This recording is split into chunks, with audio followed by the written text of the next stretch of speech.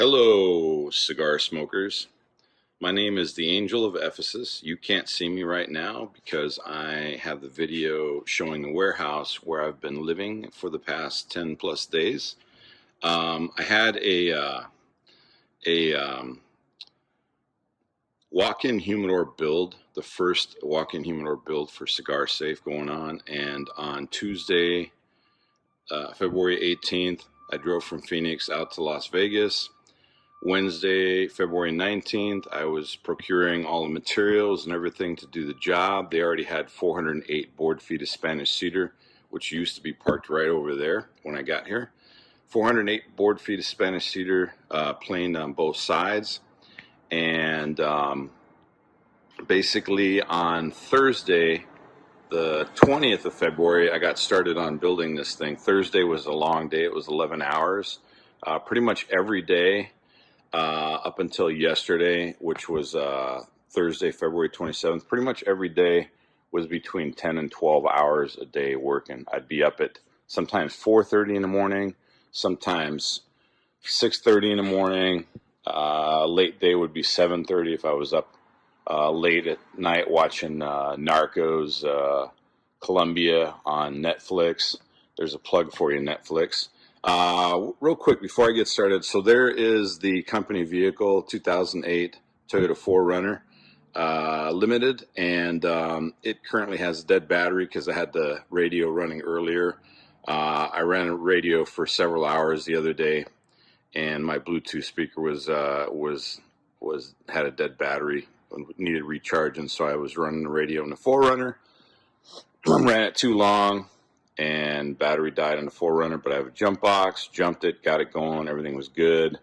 And then today I had the radio on for a while again and killed the battery. So the jump box is also dead.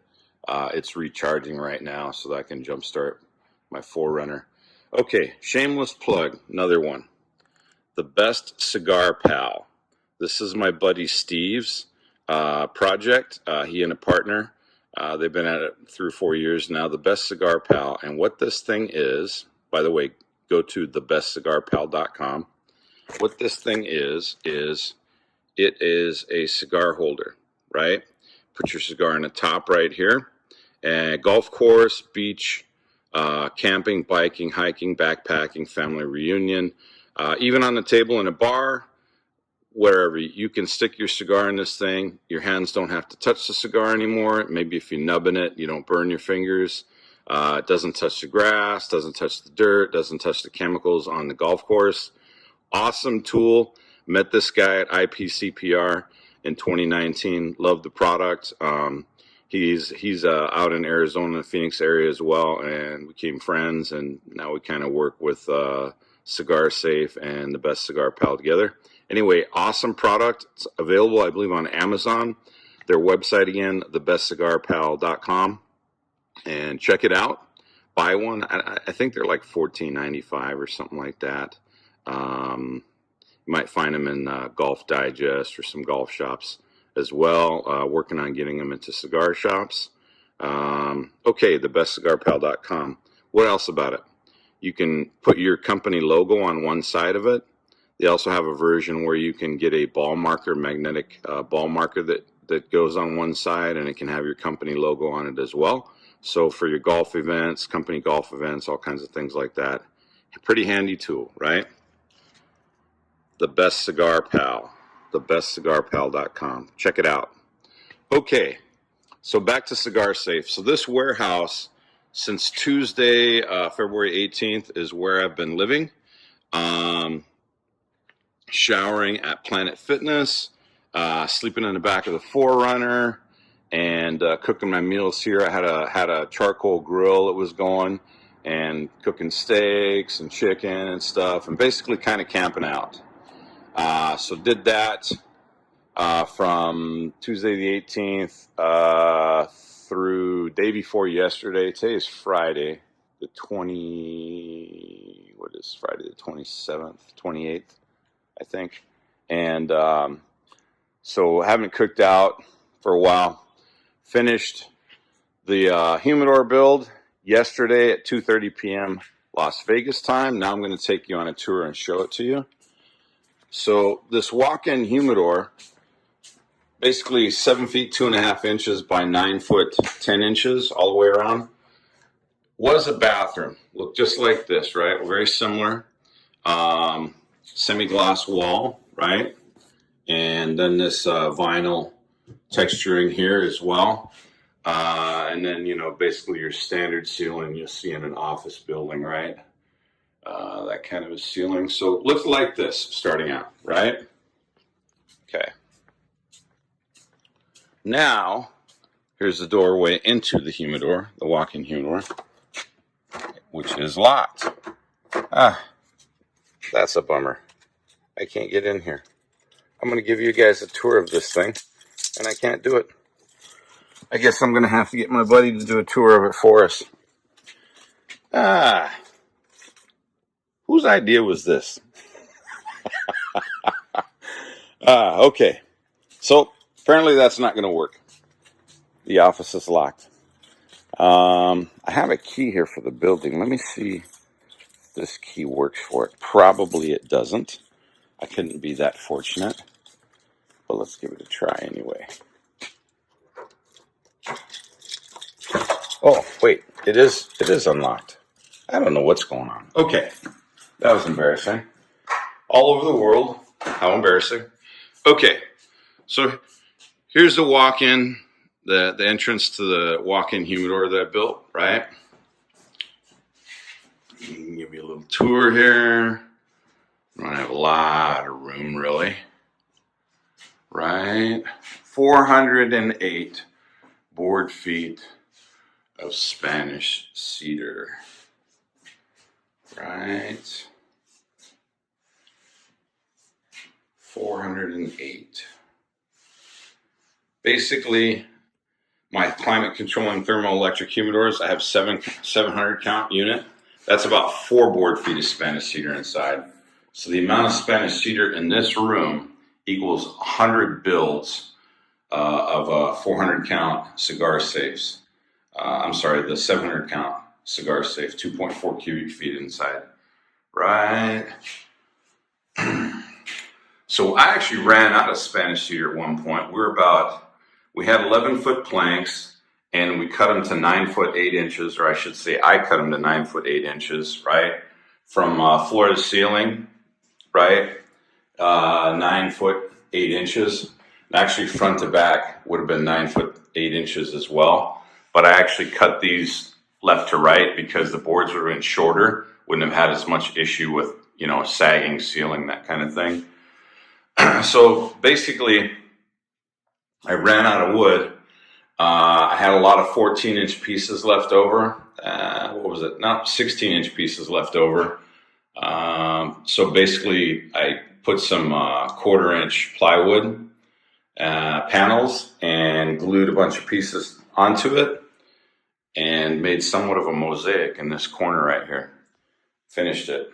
Next time, instead of ordering, if I was to do this again, I'd order 500 board feet instead of 400 board feet. And I think that would have worked out okay. We would have had a lot of scrap left over, but basically it would have worked out. But as it is, this was a budget job, had to keep costs down as much as possible. So we built this mosaic in a corner, about 47 inches in total, 9 foot 8 inches high, and it worked out. Got a box that I built right here. This is where the sink used to be, so there's some plumbing connections on the back side there. And let's see, you can see in all the corners, edge molding, right? And then in the ceiling, we still got the light, and we've got the climate control from the office area here. So heating and cooling is coming. It's the same in this room as it is for the offices, right? And then the last thing we did was yesterday, the customer wanted to build some shelves and put in here. So he and I, Jay's one of their names, the other one's Ehab. Jay and I worked on these shelves yesterday, and then I finished this part up myself and bracketed them in and everything. So this is going to be for boxes of cigars, bundles of cigars. They might put an island here in the middle, I'm going to assume eventually as well. I think eventually they're going to move this door to the outside so that it doesn't open in anymore and, take up some of their storage space here for cigars. Okay, so walls were semi-gloss painted, vinyl as well. And after, getting here, basically I had to get all the materials. First thing I did was plastic sheeted this whole room and used duct tape. And so basically sealed off the whole room, right, with plastic sheeting and duct tape. And then the next thing I did was I started making panels with the Spanish cedar plywood. I glued 3 sections together. Now the issues with this Spanish cedar was it was planed on both sides, but it wasn't edge planed. Wasn't the same dimensions. Like some of the boards were 4, 6, 8 inches wide, but some of them were wider on one end than the other by as much as 1.5 inches. So they weren't like straight boards. And a couple of them were warped a little bit as well. So it was a bit of a project. I had to kind of, mix and match to get 3 pieces that would glue together well and make the panels. So, but I was able to pull that off. Got them all, glued up as panels, and then I would use drywall mounts, like countersinks. And what I would do is I would put the panels up against the wall, drill holes in them, and then take the panel back off, put the countersinks into the drywall, put the panel back up, and run the screws in. Also, beyond the plastic and duct taping to seal off the room, there's a rubber foam seal, strip seal between the walls, the panels, the ceiling, and the walls everywhere around. The rubber seal as well. Same material that I put here in this doorway. Some of it was 3/8 inch thick, some of it was 7/16 thick. Some of it was 3/8 inch wide. Some of it was 3/4 inch wide. All the panels were glued on the back side, and got them all installed. Put a lot of glue and sawdust mixture, so kind of made some sawdust putty, and seal up all the seams. And basically, so all this wood is sealed up pretty well, really well actually. The ceiling is floating. It's actually sitting on the walls all the way around. And then I've got a couple beams running the full length to give it support in the middle. And those are on both sides of this light and duct area on the left and the right here. Right, so those run the full length of the room to give the ceiling some more support as well. And then we've got, like I said, the rubber foam seal between the ceiling, the walls to the walls, sometimes panels to panels, and then sawdust and glue rubbed in everywhere. And then last but not least, an added precaution, all this molding was installed with 7/16 thick foam seal. And see, you probably can see it if I get down, and you can see the foam seal between the molding and the wall right there. And 3/4 inches wide. So then basically ran that along all the seams, all the corners basically in the room, and then cut and installed the molding, nailed all the molding in with some ribbed screws. I think they're like paneling screws. They've got ribs in them. They go in a little more difficultly, and they stay pretty firm. The ribs keep them in place. Did all that. Then we did some more. I did some more rubbing in of glue and sawdust in the seams. And then we also got some wood putty from Home Depot, the Home Depot. There's a plug for you, Home Depot. And rubbed that in as well. So this room's sealed up really well. So as I mentioned, it uses heating and cooling from the office area, and it comes in through this duct right here. So they're going to want to keep the temperature in the office no higher than 70 degrees.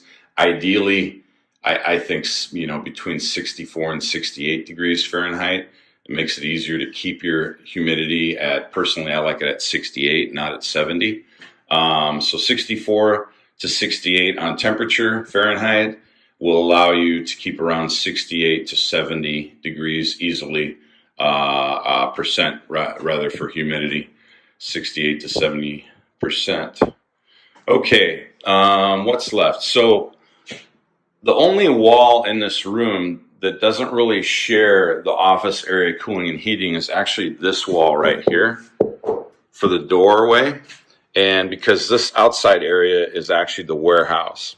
So the warehouse is not running on the same thermostat as the office area. But we've got this really thick wall right here, probably about 12 inches thick all around, right? So if you're worried about condensation developing on a wall because it's hotter on one side and cooler on the other side, right? Warmer on one side, cooler on the other side, so you get condensation buildup. If you have an issue with too much water buildup, things get soaked, eventually you get mold, right? So mold's always an issue when it comes to humidors, of course, as well as things drying out, of course, and tobacco beetles. Anywhere over 74 degrees Fahrenheit and 74% humidity. My understanding is tobacco beetles can hatch. Hopefully your cigars were frozen at the factory after they were aged. Frozen for 3 days, refrigerator for 3 days, my understanding, and then you're good to go after that. But sometimes some of the Cuban cigars, and I've seen high-end super premium cigars, $20, $30 a stick with holes in them in cigar shops because they didn't get frozen for some reason. Nicaraguan cigars, pretty high-end. So you want to avoid that. So keep your temperature 64 to 68 degrees Fahrenheit, your humidity between 68 and 70. I've even heard of tobacco beetles hatching at 72 degrees Fahrenheit, but who knows? Temperature and humidity fluctuate up and down. It's going to vary in different parts of the room, the airflow, all these other things are going to impact it as well.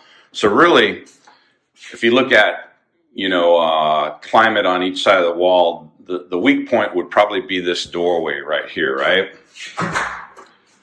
Be this door. But this is actually a pretty thick door. It looks like to be about 2 inches thick, right? Pretty heavy duty. And it's gloss painted on both sides.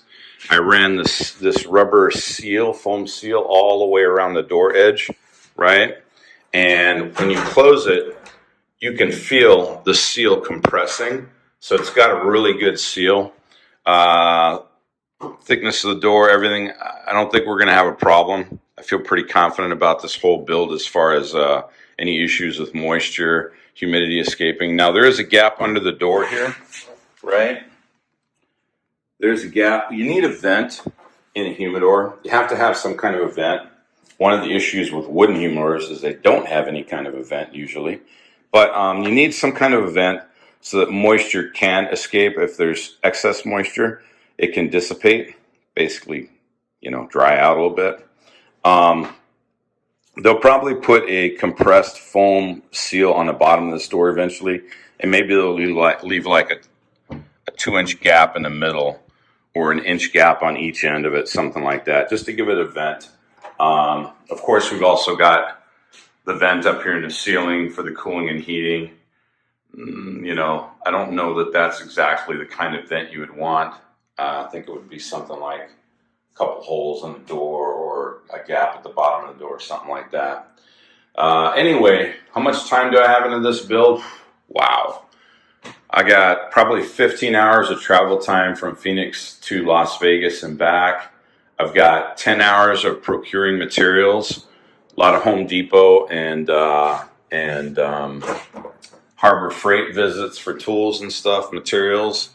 And build time alone from Thursday the 20th through Wednesday of this week. And then added Thursday for finishing up in here and building these shelves. I've got about 100 hours in this build. 100 hours of build time, 10 hours of procurement for materials, and another 15 hours of travel. So I have 125 hours, man hours, person hours, whatever, into this build. A lot of time. I learned a lot of things from this build. I think, this was definitely on the cost cutting side of things with the type of lumber we used and everything. Next time around, I would probably use plywood, like 1/4-inch plywood as a base, or maybe even 1/2-inch plywood as a base. And then all my boards would be planed both sides, edge planed as well. I think they call it gang ripping. Um, and they would also be tongue and grooved. So they would be perfectly straight, perfectly plain, tongue and groove boards that I would glue onto the plywood, and I would cut the plywood after everything's all assembled. I would cut it to fit and install it in the room that way.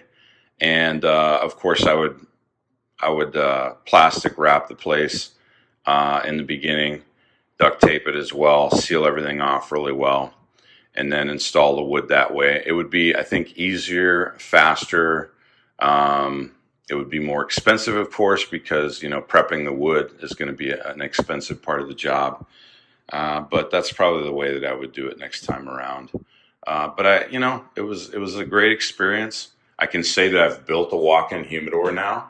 I think it's a professional humidor. It serves its purpose well. I wouldn't be ashamed to have shelves and have this in my own cigar shop. It's more of a rustic look. It's not a smooth, fancy, expensive, Rodeo Drive type of humidor, walk-in humidor, but it's more on the rustic side. A step up from log cabin for sure. But I like it. I think it's pretty awesome. It was a great experience, and thanks for watching the video. This is the Angel of Ephesus, believe it or not. Crazy name, I know. From Cigarsafe LLC in Las Vegas, Nevada. And check us out on Instagram. We're Shop Cigarsafe on Instagram, Twitter, and our website's shopcigarsafe.com. And then we're also Cigarsafe on Facebook, as well as, we've got Cigarsafe YouTube channel as well. All right. And thanks for your time today. Once again, don't forget to check out The Best Cigar Pal. I believe it is on Amazon, thebestcigarpal.com. $14.95, I think, is retail, something like that. They're awesome product, made in the USA. And you'll be happy you did if you get one. All right. Thanks for your time, everybody. Here I am finally. Thanks for your time. Thanks for viewing. Please like, comment, share our video, and stay smoky, all right? Take care, everybody. Bye-bye.